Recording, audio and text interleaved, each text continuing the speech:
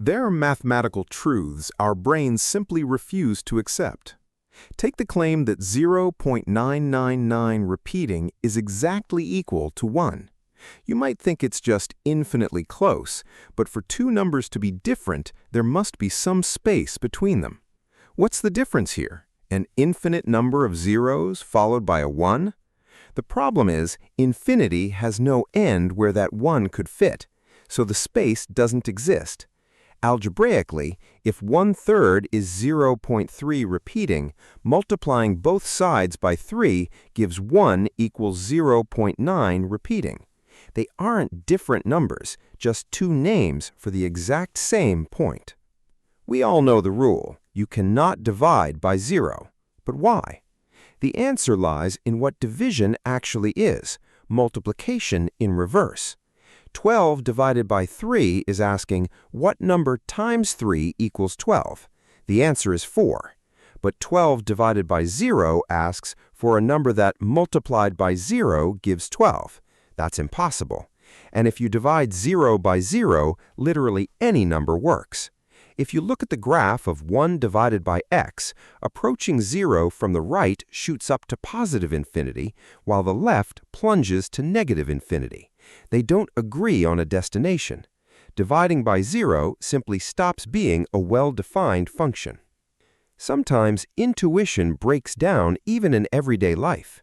Imagine a room with 23 people. What are the chances two share a birthday? Logic whispers 23 days out of 365 is a tiny probability, but the chance is actually over 50%. Why? Because you aren't just trying to find someone who shares your birthday. You are comparing every possible pair in the room. 23 people create a massive 253 unique pairs. In fact, it is much easier to calculate the exact opposite, the chance that everyone simply avoids each other's birthday.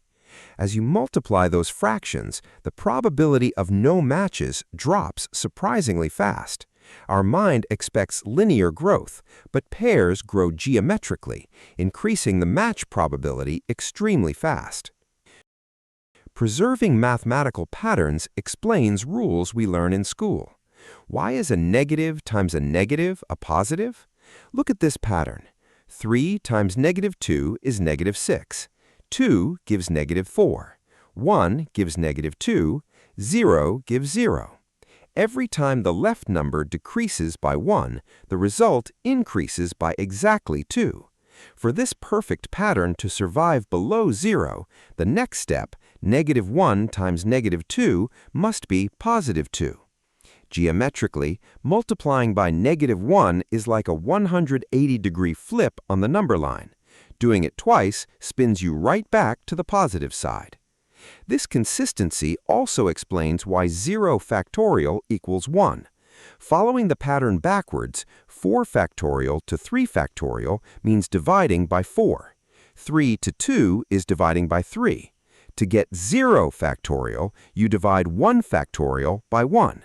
The result is 1.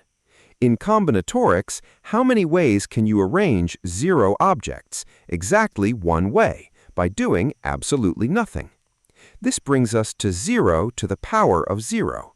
Calculators often show an error because two rules collide, but in algebra, the winner is 1. Removing factors eventually leaves an empty product, whose baseline neutral value is 1.